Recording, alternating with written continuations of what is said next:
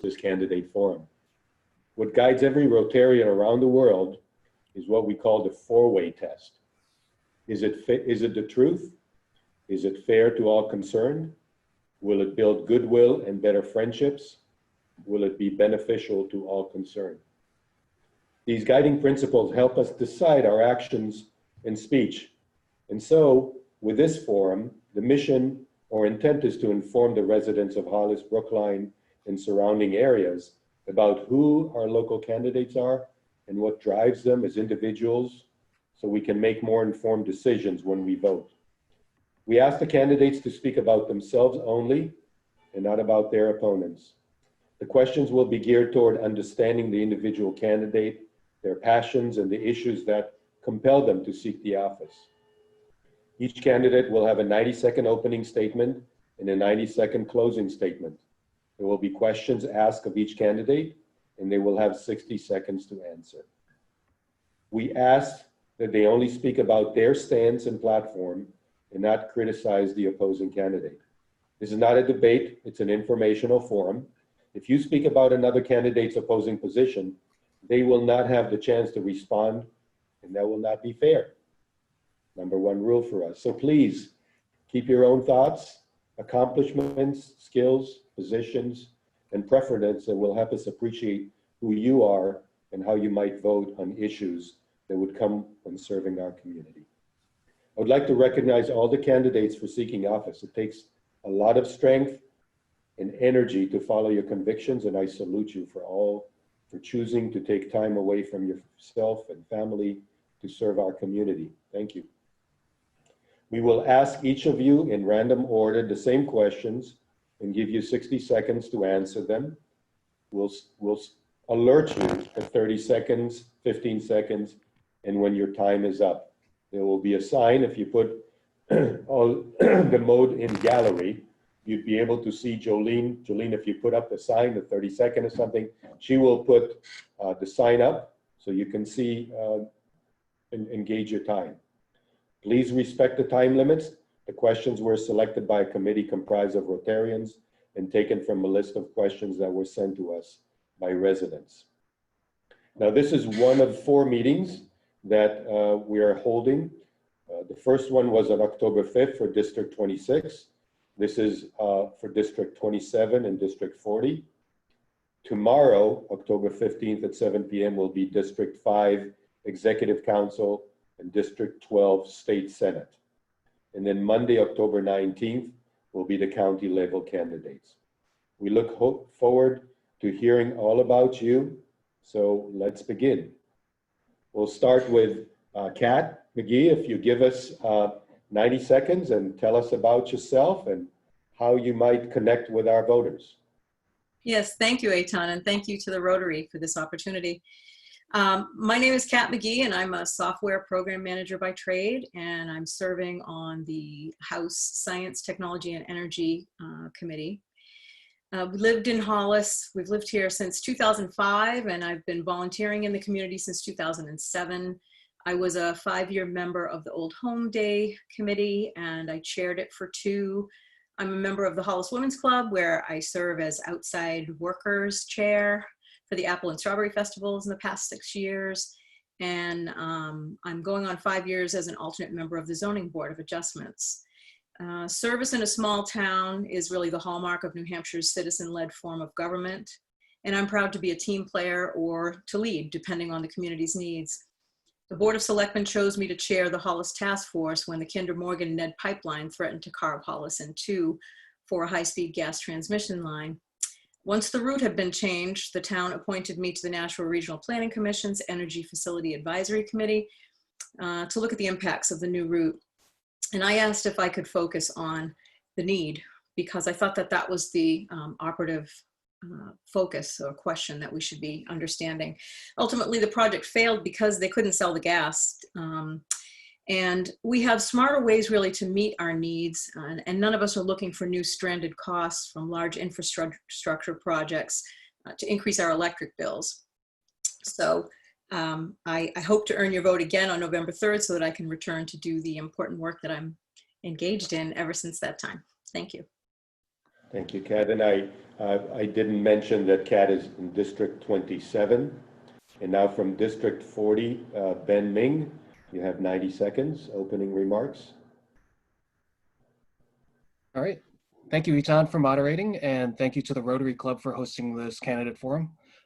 Before I begin, as a lawyer, I should first tell you that nothing I say tonight is legal advice, and nothing I say tonight is intended to create an attorney-client relationship. I should also say that as a planning board member, I am not here tonight in a representative capacity. But with all that being said, I'd like to tell you a little bit about my professional background. I've been a practicing lawyer for 10 years, concentrating in the fields of estate planning and real estate. And it was my interest in land use and zoning, as well as a desire to be involved in our community, that led me to serving on the Hollis Planning Board for the past 4 years. I decided to run for state rep in Hillsborough 40 for several reasons. I think we all remember that panicked feeling of the unknown back in March. I had a lot of sleepless nights, thinking mostly about the safety of my wife's job. She's an ER doctor, and this is the first time I could remember truly losing sleep over what was happening at her job. Then when school started shutting down, it only solidified my purpose to run for state rep. To me, this is about accountability, not just about holding those in power accountable to our will as citizens of New Hampshire, but being able to look my kids in the eyes years from now when they're grown, and being able to tell them in this moment, I did everything I could for them, for our family, and for our community. So thank you once again for tuning in this evening, and I look forward to sharing my vision for a stronger New Hampshire. Thank you, Ben. And from District 27, Sue Homala, you have 90-second opening remarks. Hi, I'm Sue Homola, and it's my honor to run for state rep. And I want to say first, thank you to the Rotary for hosting this for a candidate forum for voter knowledge. And also I want to say thank you to the other candidates, because it's no small feat to put yourself out there. A little bit about myself. I'm actually a 7-year military veteran. I was an aviation meteorologist in the military, which really just meant that I just got abused from fighter pilots and got guff from them for about 7 years as I made the forecast.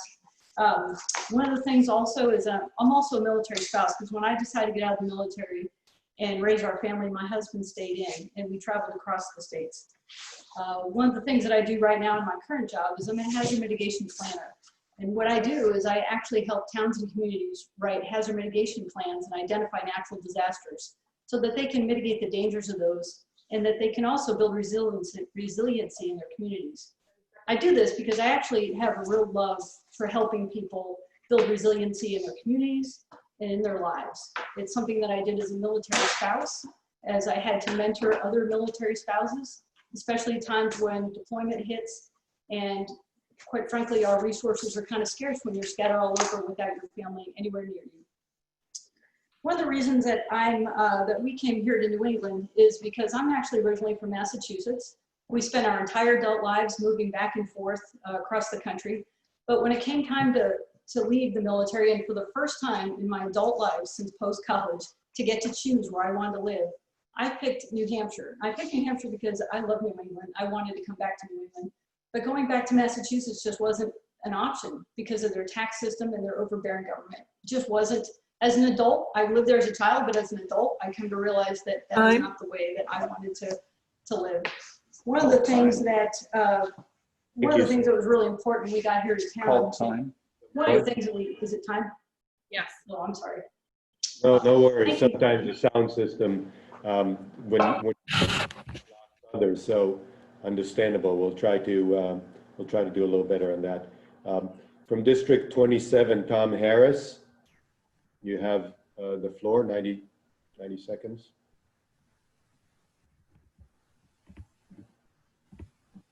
Let's try that again. Okay, thank you. And thanks to the Rotary for hosting this event, and to you for chairing it, Etan. My name's Tom Harris. I'm running for District 27 State Rep. I moved here from Minnesota, and where I worked for UNIVAC 42 years ago, and landed in Amherst. Well, 32 years ago, we decided to move to Hollis, and basically on the strength of the Hollis Public Schools. We had young kids, and we saw trips through high school and then to college coming, and the Hollis schools we felt could not be beat. Both kids were raised here and they wound up in good colleges and good jobs. I'm a homeowner for a long time like you. And while I love the town, I dread that property tax and the electric bill. I know other people do too. But we'll probably talk about some more approaches to those as we go. I'm an engineering and research director and a political activist helping national and state level campaigns. Knocking doors and meeting people. Met a lot of good people here in town. Really enjoy being in the town, and I think the corporate experience and the budgets and the long time contact is what I need to run. Thank you. Thank you, Tom. From District 40, Keith Ammon, you have 90 seconds.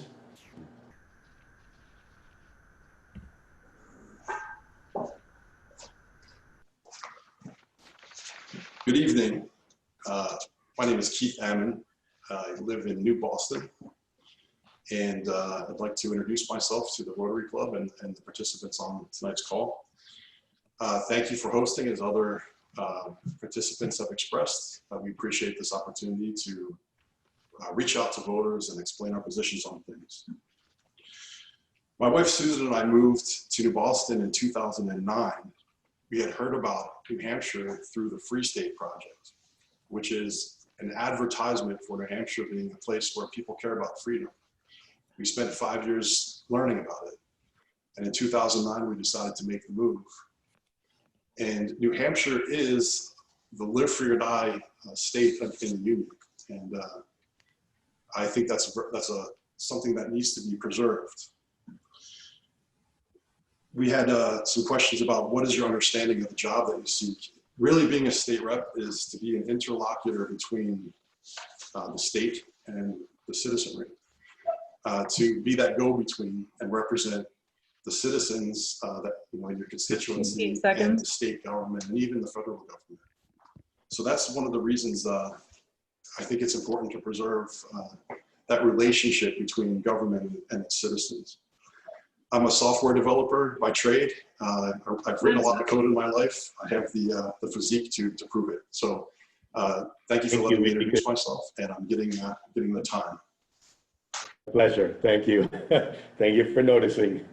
David Werner from District 27, last one. Thank you. Good evening, everyone. David Werner. In line with what the Rotary Club's guidelines are, I'd like to introduce myself by talking about 3 different topics: family, trial practice, and endorsements. I may not be able to cover it all in 90 minutes, but I'll cover it later tonight. I'm nothing without my family. I met my wife January of 1980, and we were married April 11th of 1981. We had 3 children, Matthew, Michael, and Melissa. We had a close family. Baseball coach to the point where I threw out my right shoulder and needed 2 surgeries for batting practice. My oldest son joined the Marine Corps after 9/11, went over to Fallujah, went through some serious combat, and came back pretty seriously injured. He lives now in Pepperell with my 5 grandkids. Hi, guys. And we're very close. My second son went also to the Marine Corps, and he was in a horrible battle in Bastion, came back severely wounded. He wasn't even able to talk about it for 3 months after he got home, lost most of his hearing. My daughter is an ICU nurse. She's dealt with COVID patients. She's probably the strongest human being I've ever met. She's dealt with more death than dying than any human being should. But during all this time we were raising my family, I was a trial attorney. I got involved in some very heavy litigation. I did a lot of environmental litigation. I was the lead counsel on the #1 EPA toxic waste site. I also did solar power. I represented thousands of women on breast implant cases.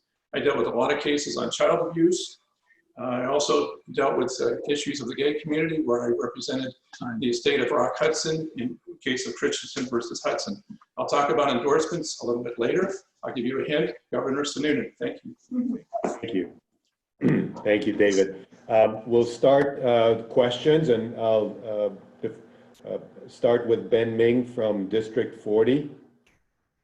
Ben, what has motivated you to run for office?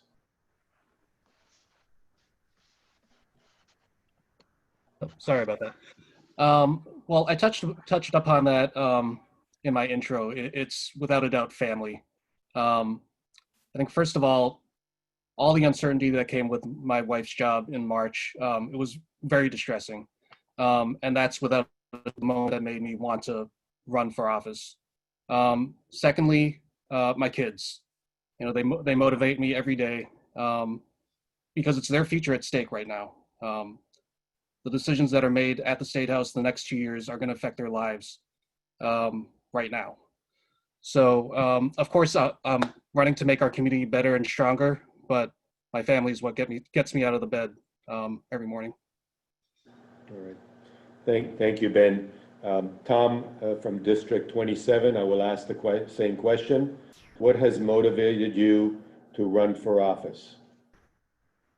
Well, I'm interested in supporting public schools and our farms, because our farms are going to need a lot of support, especially with difficulty in housing and bringing people here to work. I'm also interested in taxes and electric rates because I believe those are too high, and a lot of the seniors can't afford that. So I'm here to make a stand for that. And I'll tell you, the COVID recovery is going to be tough and it will be expensive. And I think a lot of people are worried about that, and I share your worries. Thank you. All right. Sue from District 27, I will ask the same question. What motivated you to run for office? I'll say him. The reason I've been motivated to run is because I understand some of the most critical decisions, the ones that affect you and I, happen at the local level. A lot of times national politics takes the sideshow, but what we really forget is the things that affect our everyday lives are happening here. One of the things that I'm most concerned about is the politics and governance. Where the purpose of government is to serve its citizens, not itself. And I've been very concerned, particularly in the last 2 years, that we are not dealing from our troubles with we're not solving our problems using common sense. We're using partisanship. Some of the legislation that's been proposed explains or shows us how much, how often, quite frankly, some of this creeps into our decision making. One of the things that I'm most concerned about is the legislation that's been proposed in the last 2 years. I think that what we need here in New Hampshire is more common sense. We need to get the politics out of governance. And one of the things we especially need is we need to be able to just solve our problems. We have a lot of problems coming up with the COVID recovery, and there's a lot on our table. Thank you. Thank you, Sue. Kat from District 27, I'll ask the same question. What has motivated you to run for office?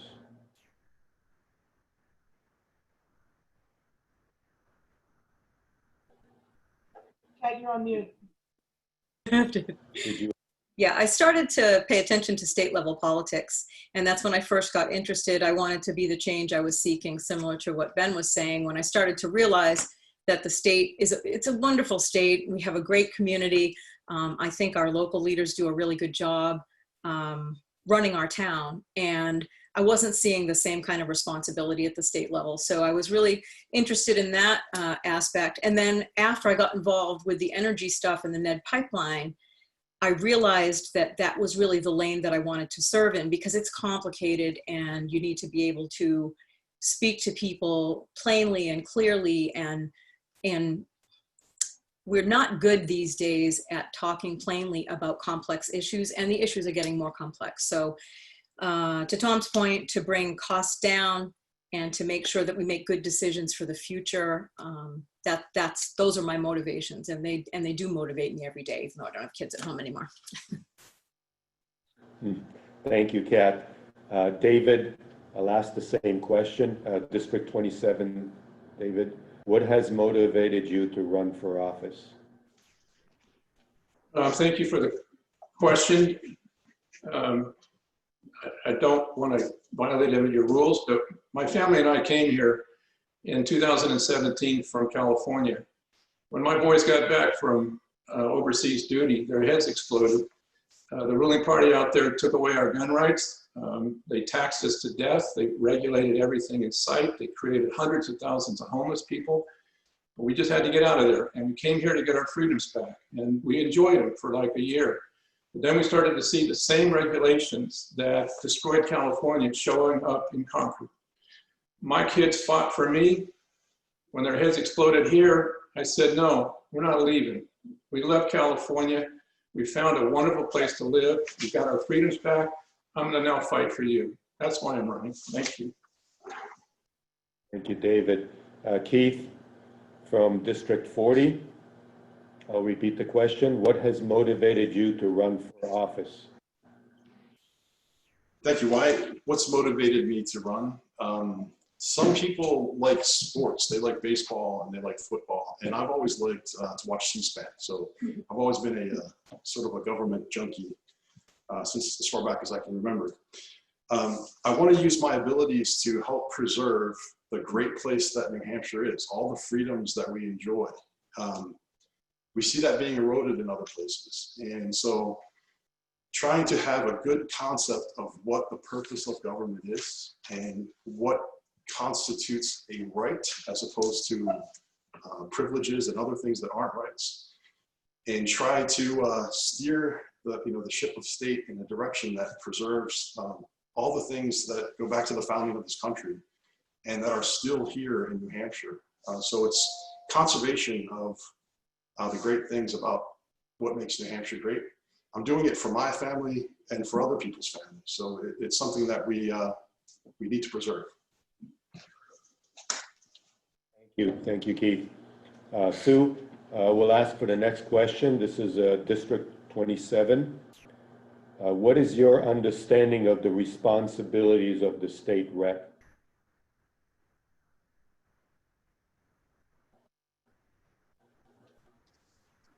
Thank you for asking that. The role of any elected representative, whether at the local or the state level, is to be an advocate for the people in their jurisdiction. One of the things, it's also to do things in the best interest of the state. Given that's the role of the state rep primarily, one of the things that I don't understand is lately I've heard some of our elected representatives talk about abolishing the electoral system, making changes to the electoral system. We even had in 2019, we even had a House bill that introduced the National Popular Vote Interstate Compact, which would require all of our electoral college votes to go to the National Popular Vote and take away our voting independence. One of the things that I really just don't understand is why would anybody advocate for that if they're actually advocating for the good of New Hampshire? If New Hampshire loses, if we lose the electoral college, New Hampshire becomes irrelevant on a national stage. And so that is primarily the role of the state rep. And one of the things, like I said, just to reinforce that, one of the things I really don't understand is why we're having a discussion sometimes about abolishing the electoral college or changing our participation in it as it is right now. Time's up. Thanks so much. Thank you, Sue. Kat from District 27, I will ask the same question. What is your understanding of the responsibilities of the state rep? You are mute. That's 5 seconds gone. First, do no harm. I think as a state rep, you have to understand your community. You have to learn and be willing to adapt when you get to your committee. So you have to learn the issues of the state, the budget of the state, and how we approach our fiscal responsibility, basically. I hear a lot of talk about how other people are planning to preserve the New Hampshire advantage and all that. I live in New Hampshire. I am also a person who's looking at policies on my committee every day, trying to figure out how to do more with less. Like in the Regional Greenhouse Gas Initiative, where we get back $12 to $14 million a year for our participation in a regional cap and trade program. That's a way where we don't have to spend anything, but we get something, and we're able to put that money into energy efficiency, which lowers costs for everyone. So examples like that are, as you get more familiar with what the state is about, then we don't have to talk about it in euphemisms. We can talk about it in reality of the things that we need to do. Right. Thank you, Kat. Keith, I'll ask the same question from District 40, for District 40. What is your understanding of the responsibilities of the state rep? And the question is, what is your understanding of the job that you seek? Responsibilities of the state government. Responsibilities of the state government. One thing one thing that it's not the responsibility of state government to do is to socially engineer the populace, and that's what a cap and trade system would do. Kat, you came to New Boston and tried to get that on our warrant articles, and it failed miserably during the vote. So at least in New Boston, we don't feel the same way as you. I mentioned earlier, the purpose of a state rep is to be a go-between between the powers of the government and the needs and the rights of the citizens. And that's a two-way street. So it's listening, learning in the State House, listening to your constituents, and finding that proper balance between those two things. That's not a euphemism. That's the job of a state rep. So thank you. Thank you, Keith. I would just ask again that you guys, if you would just keep to your own beliefs, experiences, skills, rather than, it doesn't give the other person a chance to respond, and we don't feel that that is fair. So if you would, please. Tom, District 27, I'll ask the same question. What is your understanding of the responsibilities of the state rep? Great, thank you. One of the most important things that we do is to exchange information with voters. To do that, you've got to know the voters and be comfortable working with them. We have some really savvy folks here in this town. Voter information exchange on bills and work that's going through the process now, as well as concerns, general concerns that may not be applicable at the moment, but will come up in the next session. We have people who want to think ahead and who want to talk about it. But the important thing is to be transparent on votes, on the process of how things are working, and what you see is the outcome. That's it. Thank you. Thank you. David, District 27, I'll ask the same. What is your understanding of the responsibilities of the state rep?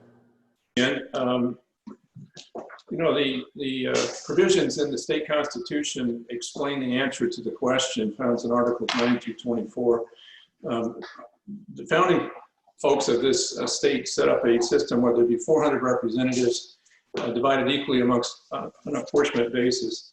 And it empowered them to make laws, to elect officers, define powers, impose taxes, fines, etc. Basically be a legislative organization that would make laws in the state. I've been a lawyer for 42 years, so let me add this to that answer. Basically going to the state as a representative, you go there to do the same thing I've done for 42 years. I was a trial attorney. Listen to my client, know the law, apply it, and advocate. That's exactly what you do up in Concord. And that's exactly what I plan to do. And just one other thought, I forgot one thing. I was involved in litigation over solar power. The state of California adopted this cap and trade, and guess what? They got brownouts. So I sued them, and we got the lights turned back on. Thank you very much. Thank you. Last, Ben from District 40. What is your understanding of the responsibilities of the state rep? Great, thank you. I believe it's to interpret what your community needs and translate that into legislation that delivers on that need without taking something else from our community to accomplish it.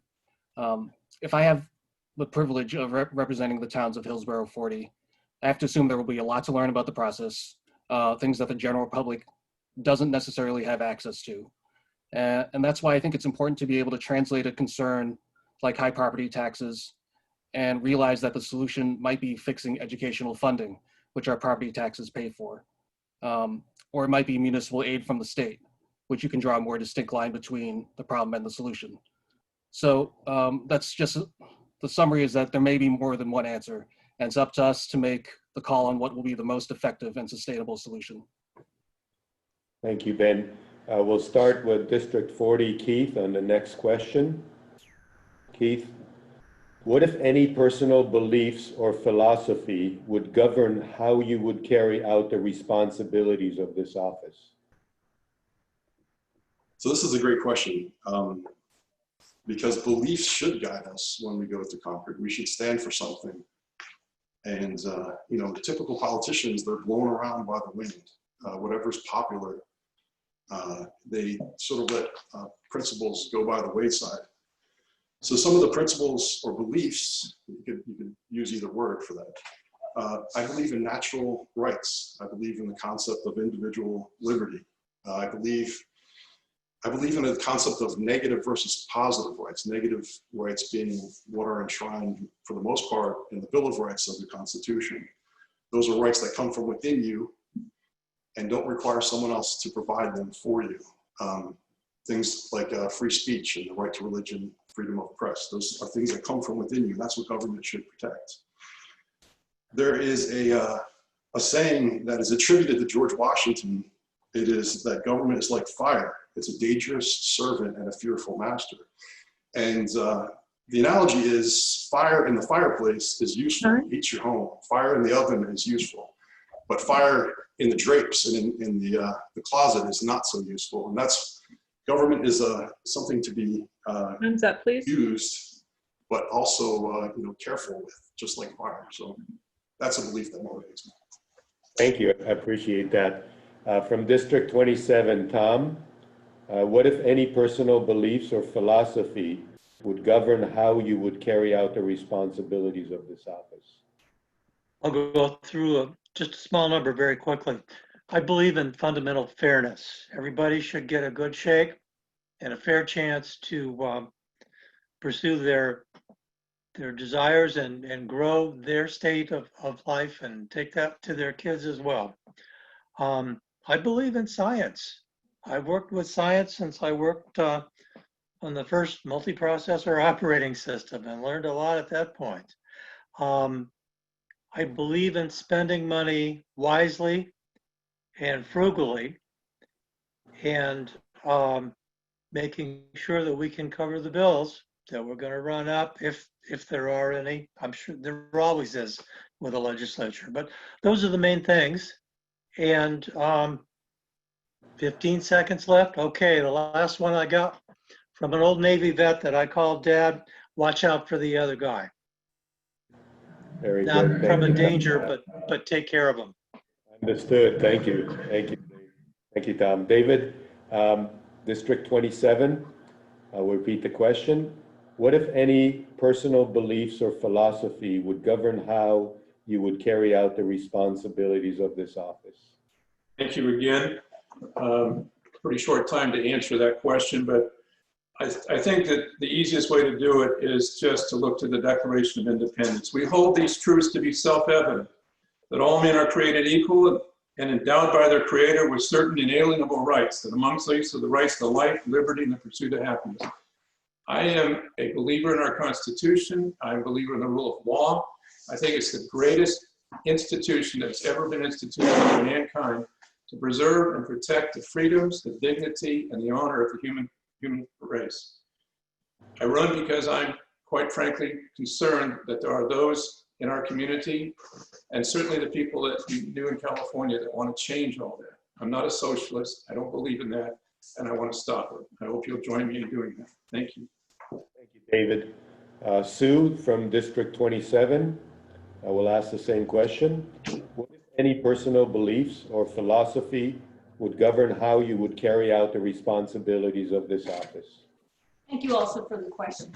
One of the things that guides me personally is my belief in service. It's why I chose to go into the military, and it's what gave me sustenance when my husband was deployed and I was holding down the fort with 4 small children. I also have a very big belief in the founding principles of our government, that the purpose of our government is to serve its citizens, not itself. The role of our government is to establish a system of good public order and economic stability, and also then to pay for these systems through fair taxation. And then also the overall goal of government, quite frankly, is to protect citizens' rights. And I think when we establish these overall systems like our founding fathers did, it actually protects the rights of everybody.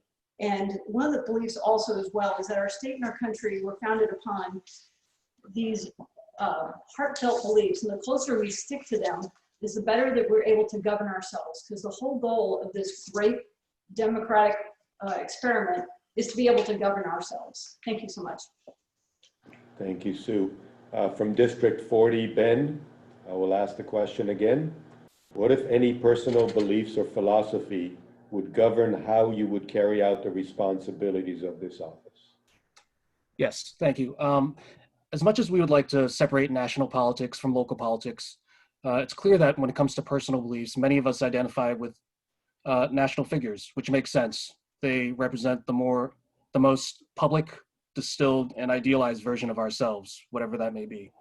It's a lot harder to look your neighbor in the eye and throw away that relationship based on differing beliefs. We see each other on the local level as more human than the national politicians who drop by every 4 years for a photo op. All that is to say that I believe more than on the national level, local reps have the ability to represent all points of view, which is what I believe in. I believe if you listen long enough, you can find the real source of pain, even if it's not apparent on the surface. And that's the way I'll represent this district, addressing the disease, not the symptom. And not simply taking a poll of what everybody believes are the solutions to our problems, but to discover the root of the issue and come up with solutions for that problem. Thank you, Ben. Kat, you get the last word on this question. Kat from District 27. What, if any, personal beliefs or philosophy would govern how you would carry out the responsibilities of this office? Thank you. I think the best way to explain it for me would be balance. I think when I think of how our government is out of balance at this point, it has a lot to do with checks and balances that have been eroded over time, so that we have a system that is, I like to think of it as a three-legged stool, so I'll use this analogy. It's, you know, people and business and government. And the government has been co-opted significantly by business at this point. And so the people are now getting more and more desperate in terms of how things are working on their behalf. So I feel like we have to represent our constituents, and as Ben said, listen to them, understand what their pain is. We brought back $138 million under the last budget to the towns and to the school systems because property tax rates and that burden was the biggest issue we heard from people when we knocked doors in 2018. So being responsive to the actual needs of our constituents. Thank you, Kat. David from District 27, we'll start a new question with you. What relevant skills or experiences do you believe you would bring to this office? Thank you again. I kind of touched upon them. Special skills. My wife taught me what it means to love somebody. She taught me what it means to find good in everybody. And as a lawyer, when I first met her, I basically was a bulldozer and ran over people. And over time, my wife taught me to listen to people, to hear what they were really saying, and then really use my skills, if I can call it that, my advocacy skills, to represent them, to get their whatever they needed. I think that beyond that, I've mentioned that I'm a trial attorney. I've tried over 100 lawsuits. I've advocated my client's position. I think that for 42 years, I've done the same thing that I will need to do when if I go to Concord. There's over 400 people up there who are state representatives, and I'll just be one. And I can look at it like that, or I can say I have a job to do. I need to advocate my client's position. I know how to do that. I've waded through those kind of numbers before, and I've accomplished my client's interests. I think that I will be able to do that on behalf of all the people of this town of Hollis, and thank you very much. Thank you, David. Sue from District 40, I will ask the question again. What relevant skills or experiences do you believe you would bring to this office? Thank you for the question. There are three things that I'll bring to the table. One of it is my ability to understand different perspectives. I've been fortunate enough in my life to live above and below the poverty line. And I say fortunate because you learn a lot when you actually live a life where you're needing things and you're wanting things and you can't pay the bills. One of the things that it teaches you is how to value other people's money, because you know how hard they have to work to get it. Another thing that I bring to the table is my ability to balance economic issues while balancing the needs of others. I learned this actually in the military. In the military, you have two jobs: do the mission and take care of people. You can't just do one, you have to do both at the same time. And I've had a lot of practice doing that. And the last thing is my ability to jump into new situations. During my time in the Air Force, I've been fortunate enough to be challenged over and over again. I have one endorsement on my website. I've received other ones, but I put one endorsement in particular on my website, thesueforhollis.com. It's for a gentleman that I worked for in the military multiple times, and I worked for him after the military as well. He's actually went on to become the commander of NORAD. And the reason that his endorsement means so much to me, because I was the person who was single-handedly responsible for throwing me into the deep end of the pool and challenging me multiple occasions. He did this because he saw something in me and he wanted to prove it that for me myself. So the one thing that I bring to the table as a state rep is I have the ability to be empathetic with others. I have the ability to balance people's needs against economic recovery. And lastly, I also have the ability to hit the ground running on day one and pedal very fast. Thank you. Thank you, Sue. Ben, from District 40, what relevant skills or experiences do you believe you would bring to this office? Sure. I've been in the practice of law for the past 10 years, concentrating in real estate and estate planning. And for my career, I've honed the skills of critical listening and reading, which I know sounds like something off of the most basic resume, but as any lawyer will tell you, whether it's in a contract or one of our state statutes, every word matters. So I think those two skills will serve me well if I'm elected to represent Hillsborough 40. I'd also like to add that my time on the Hollis Planning Board has been a great experience and one that has allowed me to understand the things that concern our community the most. And one skill that I believe has been sharpened from my time on the planning board is listening empathetically. I think that's a little different from listening critically, in that you must listen to the words that are spoken and translate that into the actual problem.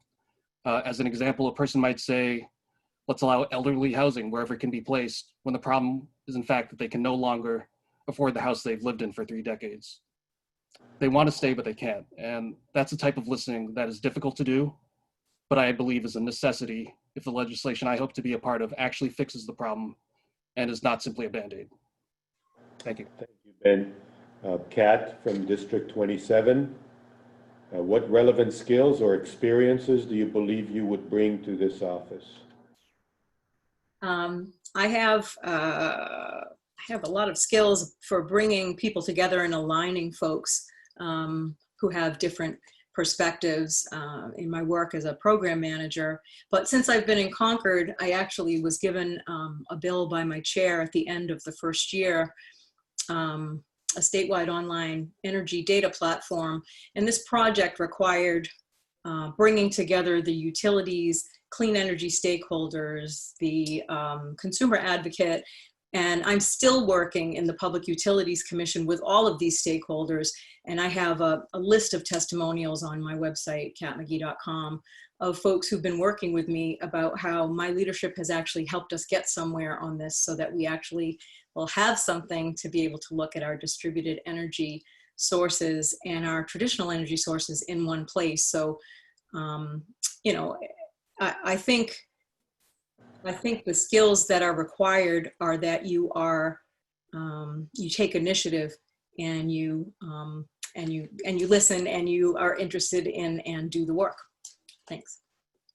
Thank you, Kat. Keith, District 40, I'll ask the question again. What relevant skills or experiences do you believe you would bring? Relevant skills to bring to the office? Yeah. Okay. Relevant skills to bring to the office? Well, I'm a pretty nice guy, so that's number one. Believe it or not, I have pretty good people skills, even though I am a software developer.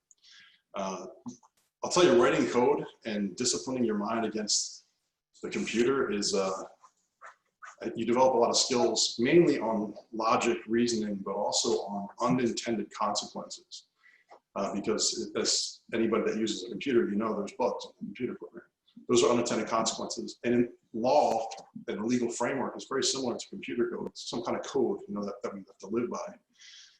So looking for those unintended consequences. When people say, for instance, that we're going to solve the high cost of property taxes by going to the state and having the state pay for it, well, as a person that has reviewed a lot of code, I know that there isn't a magic money tree at the state level. That money ultimately comes from us. So one of the skills I have is seeing those shell games that candidates and politicians use to try to trick voters into voting for them so they can take the credit for it.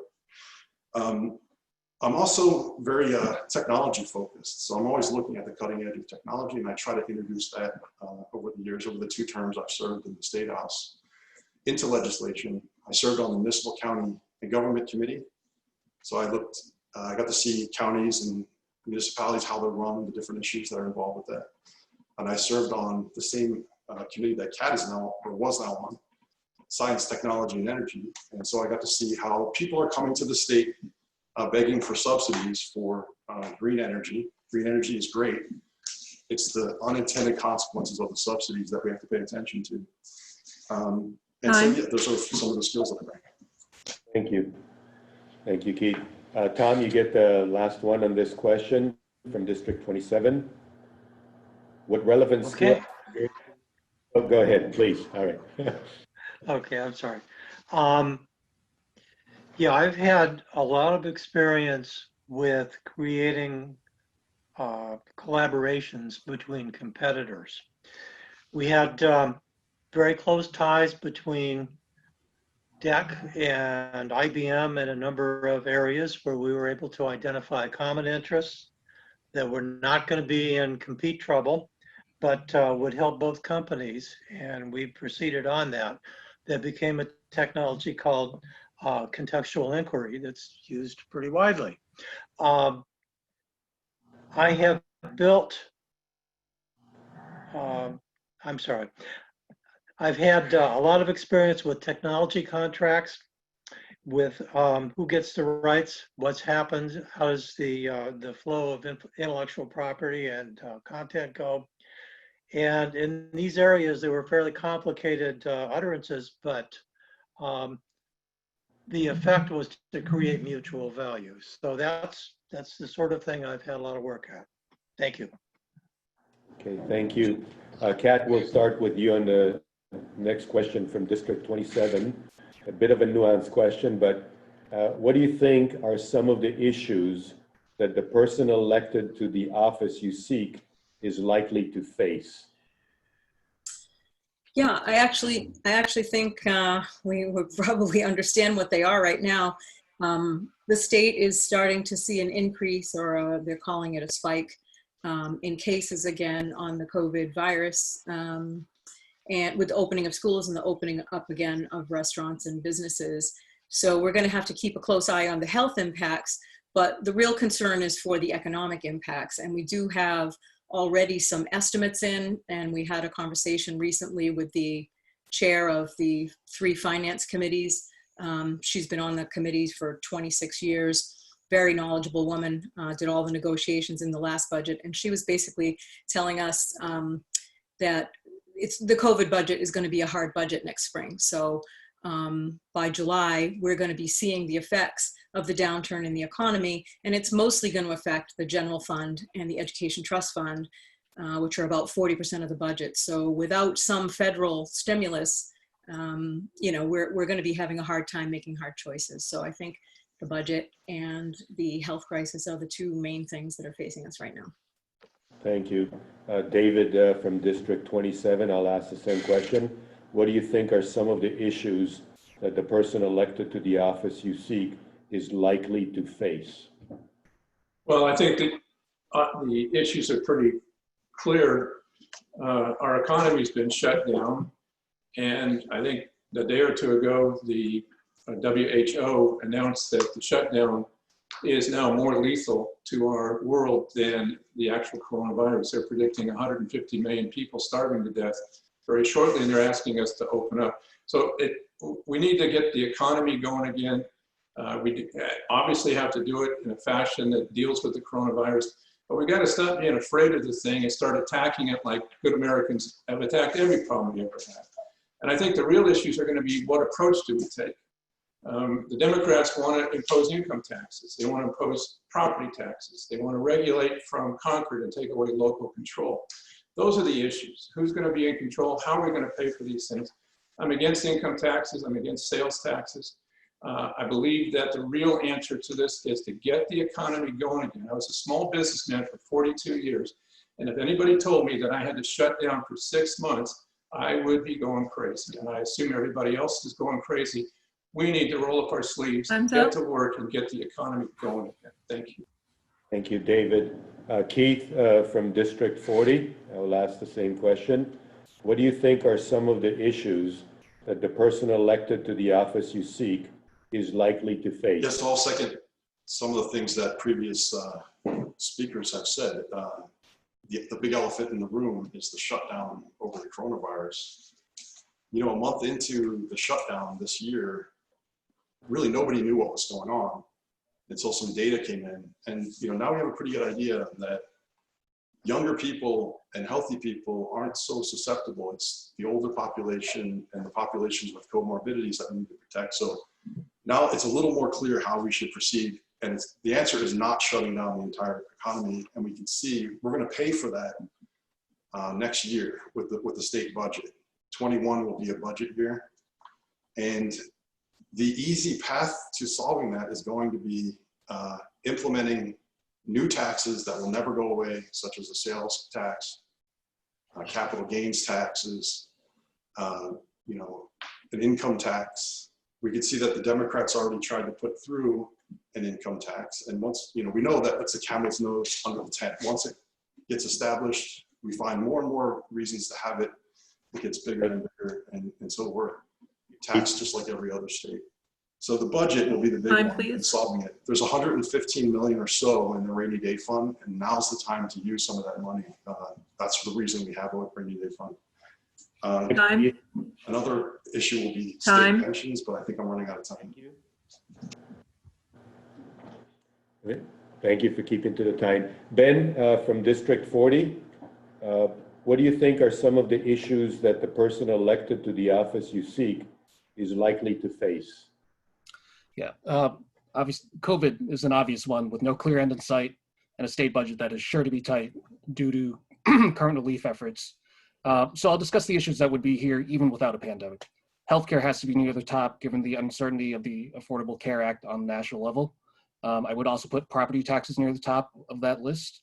Educational funding because it has an outsized effect on property taxes. Minimum wage because we are so far behind the other New England states, which is not necessarily a reason to do or not do something, but it gets to a larger point of the aging of the state and a shrinking workforce.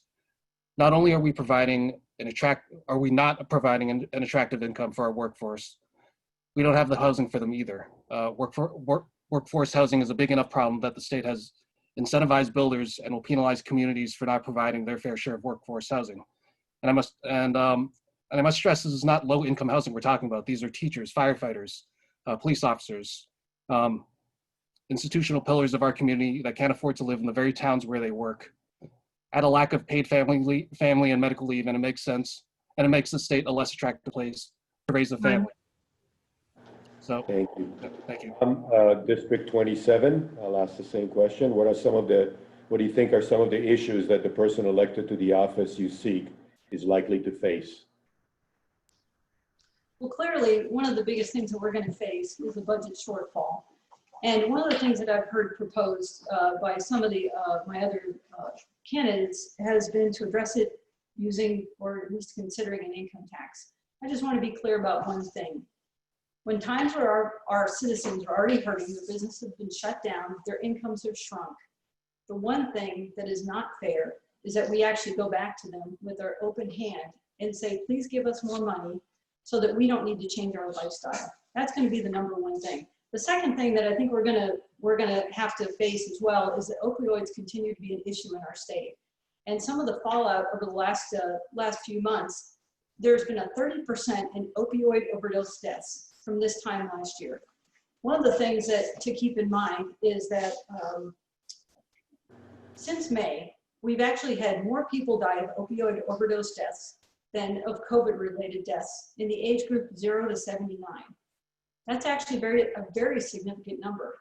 I think that even though that we're not talking about opioids, it's a huge issue in our state. And some of the things that we need to actually continue to look at is the Safe Stations program that was founded in the Manchester Fire Department. It's spread over into national fire departments. And we need to actually keep that Thank you, as Sue. an active program and expand it statewide. Thank you. Thank you. Yep. I think Tom is the last one for this one. What are some of the issues that the person elected to this office you seek is likely to face? I think there's going to be some hard times with budgets, that's for sure, because COVID has crippled a number of companies because they have lost workforce, and those people have less ability to pay and generate the cash stream to support the state, as do the companies. We're going to be a while digging our way out of that one. The cost of healthcare is a big problem because people will be dependent upon medications for some time to come with after effects. We got to lower property taxes, and we need to lower energy costs. I support both of those efforts. Lowering property taxes in the time of COVID will be tough. So these are hard problems to be solved, and they need to be done. And no, I do not support an income tax. Thank you. Okay, going on to the last question. We'll start with David, District 27. What issues do you especially want to address if you are elected?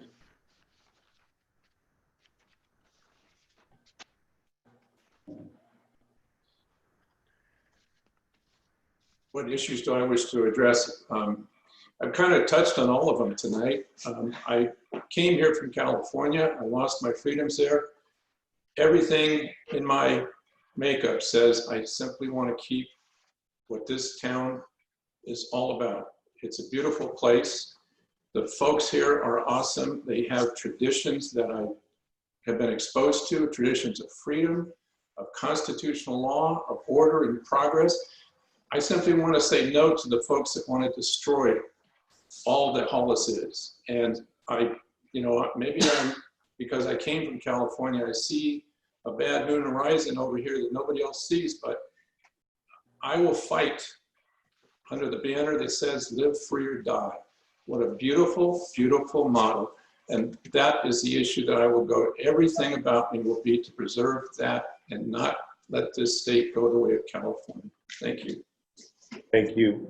Kat, District 27, I'll ask the same question. What issue do you especially want to address if you are elected? Well, I'm working on energy, and so there are a number of initiatives that we tried this last time that would help the town of Hollis, including raising the net metering cap and energy efficiency funding coming into energy efficiency instead of being given back to ratepayers. Those bills were vetoed. I also have a significant interest in making sure that there's adequate school funding because our schools are the reasons for our property tax. Our property values, and if the handshake between the state and local doesn't get evened out the way that it should be, the Constitution actually is written that the state is the one that has the obligation for public education, then the property taxes are regressive and they harm seniors who are on fixed incomes and cannot afford to stay in their homes. So those are two of my pet issues. I'm working primarily on lowering energy costs and making sure that we are cleaning up our portfolio. And then I also am very interested in making sure that we get the budgets right. And I am also not interested in an income tax. So that is an ugly rumor. Thank you. I've lived in New Hampshire a long time. We don't want an income tax. Thank you. Thank you. Keith, District 40. What issue do you especially want to address if you are elected? What issues do you want to address if elected? Property taxes are a ticking time bomb in the state. So I think we need to make it easier for towns and municipalities to enact a tax cap so that taxes can't go up past a certain amount, maybe even go down each year. The schools are 70 to 80% of the property taxes. And that's why I'm a supporter of school choice, because giving the public school system some alternate avenues for children could significantly reduce the cost of school. And at the same time, keeping the outcomes of education just as high, if not higher. We had the opportunity this year to have $45+ million coming from the feds to fund public charter schools. And the Democrats, they're afraid of the public charter schools. They don't want to expand education opportunities. And in the long run, that keeps our property taxes high. So that's why I think school choice is a good issue. I'd like to reduce the rooms and meals tax, just like the governor said, to help businesses and restaurants and hotels. So those are some of the things that I'd like to work on this next term. Thank you. Probably finish your discussion at the 90-second. Thank you. Tom, District 27, what issue do you especially want to address if you are elected? I would like to address school funding for public schools and the issues that impact our sustainable agriculture farms.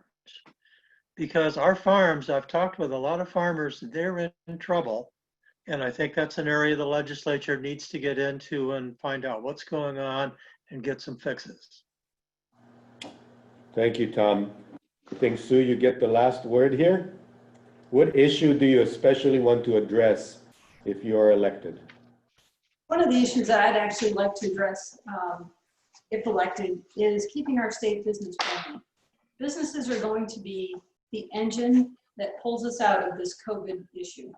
And it's very important that we continue to support them through looking at reductions in the business taxes, encouraging them to, businesses to come here, encouraging businesses to stay here. One of the things that I did my research is according to the Tax Foundation, which is a leading independent tax policy nonprofit, New Hampshire's rated number 6 in the nation as far as a business-friendly culture. And that far and away blows away our neighbors. Massachusetts is rated number 36, Maine is 33, and Vermont is rated 44. That's no accident. That's the New Hampshire advantage. That's the economy that we have built. It's the infrastructure that we have built to support businesses, encourage businesses to come here. We actually have double the workforce of Vermont. That's one of the things that I would actually like to address. Thank you. Thank you. That was all the questions that we had thought of or that we thought would be of interest to our voters. I don't think I answered that one. I'm sorry, Ben. Oh my goodness. Oh, that's okay. My apologies. That's all right. My apologies. So what issue do you especially want to address if you are elected? Okay, I should first probably say that I'm also against an income tax. And Kat touched on this when she was speaking. Affordability is the overarching theme of my platform. But to be more specific, I also would like to address property tax relief. From what I understand, you can state a preference for the committee you're assigned to, but there are no guarantees. So knowing that there's much to accomplish, I would push for property tax relief, even if I'm not assigned to a committee that has the most say on the issue, which is one of the finance committees. I also want to address any legislation that would make having a young family easier. Paid family medical leave is something that needs to be passed. I know my family would have benefited greatly when my kids were newborns, but this isn't just about parental leave. It's about not incurring a penalty for caring about your family. And with the COVID pandemic, I think it's clearer than ever that we could all benefit from having paid family medical leave. Thank you. Thank you, Ben. And thank you all for answering the questions. We want to give you 90 seconds for closing remarks. We'll start with Keith Ammon from District 40.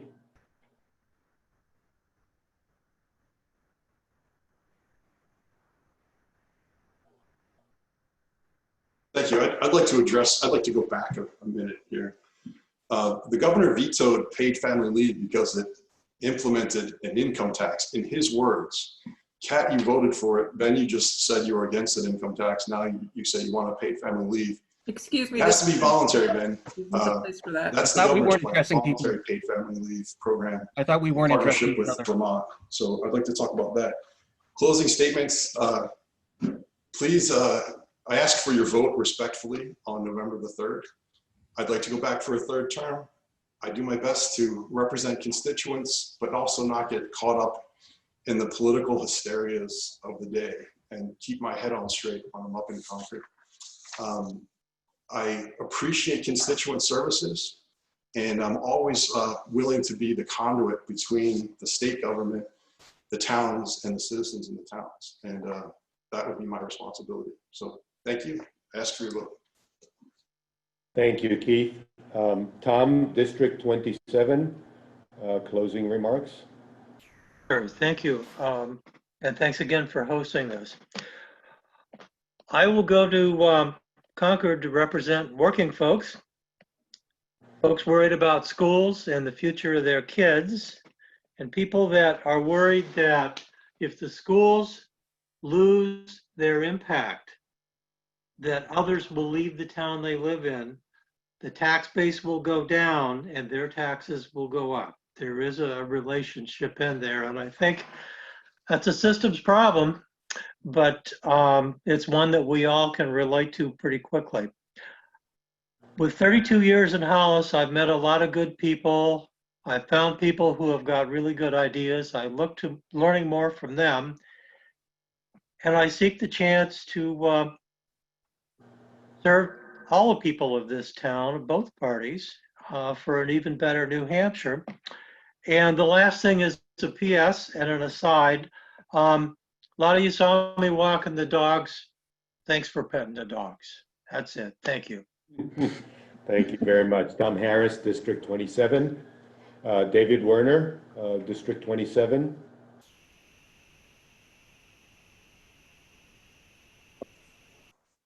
Good evening again, and thank you very much for letting me into your home and then have this opportunity to introduce myself.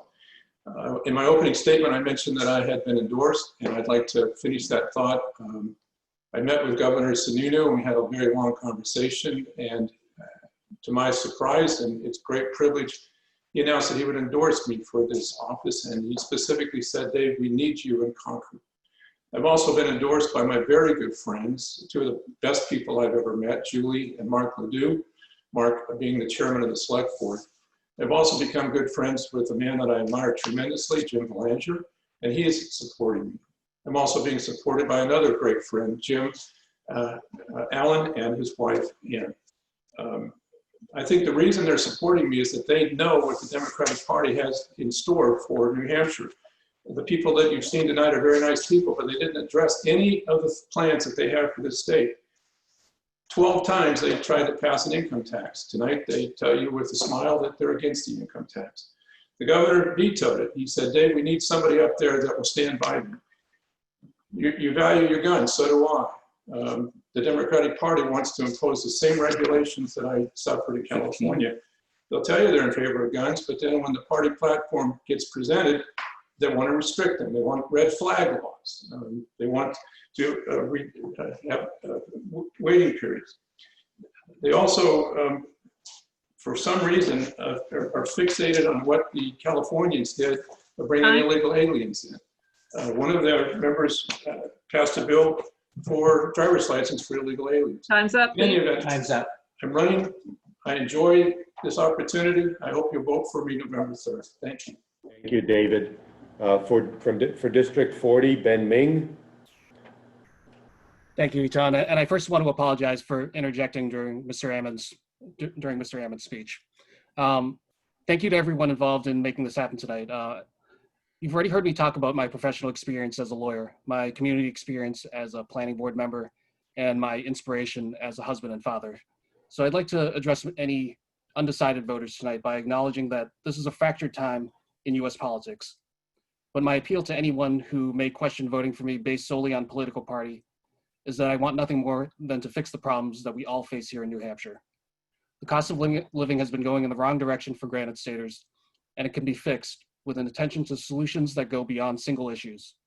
I support a New Hampshire free of income and sales tax, but that can't be the only cost we keep off the table of New Hampshire residents. Our state budget must address education funding, not only to ensure a quality education for all children, but also to lower our property taxes, which do the heavy lifting when it comes to school funding. We must elect candidates like myself that want the state to prioritize municipal aid in their budget. The New Hampshire House made that happen in 2019, and I want that to continue if I'm elected. Thank you once again, and I hope to be your representative for Hillsborough 40. Thank you. Thank you, Ben. Sue Hamala, District 27.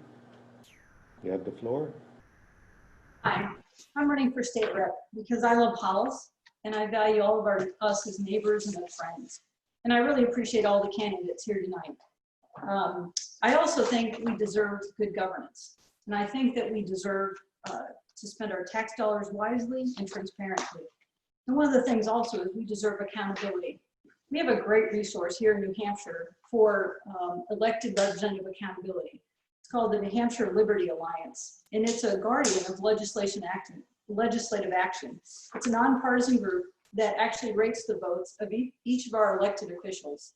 And it gives a grade rating from A through F. And then it even actually gives a lesser rating of constitutional threat or inconclusive if they've missed an inordinate amount of votes that session. It's actually a great resource for us, and they put out an annual report. And I've actually put this report on my website. There's a link for it. So if you go to suprahollis.com, you can go there and you can actually have the opportunity to see how your elected officials have worked for you. Because one of the things that we need to know is that as an elected representative, we actually work for people. People don't work for us, we work for people. We're servants of Hollis.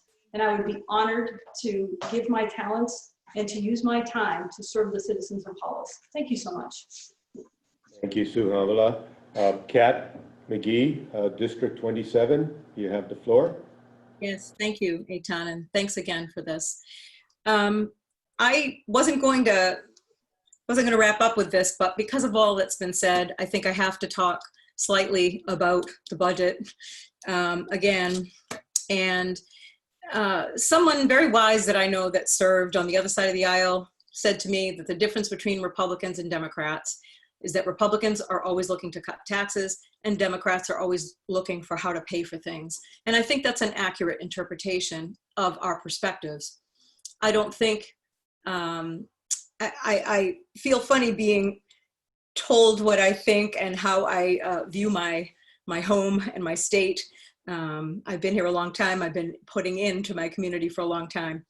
And I do know that it was anti-tax policies and a lack of understanding for how our budget actually works that caused us to have the shortfalls that started the cost shifting to the local property taxes. We didn't get to 75% payment of the schools by accident. It was by design. So I very much want to return to my job in Concord, which I am still doing to this day. I'm still working with the Public Utilities Commission. I'm involved as an intervener there. I'm heavily involved with my committee, and they're looking at me for leadership. So I would like to go back to Concord in order to provide leadership from the town of Hollis on helping us with our energy costs, and also on making sure that we have responsible budgets so that people don't have to think about where the money for their schools are coming from. Thank you, Kat. Thank you, everyone. I feel I know a little bit more about each and every one of you, and I very much appreciate you opening up to us, and we get to know you. Tomorrow at 7 p.m., we're going to be presenting District 5 Executive Council, Deborah Pignatelli and David Wheeler, in District 12 State Senate, Melanie LeVesque and Kevin Avard. Hopefully you can join us tomorrow as well. Thank you from the Hollis Brookline Rotary Club. Thank you all. Good to see you.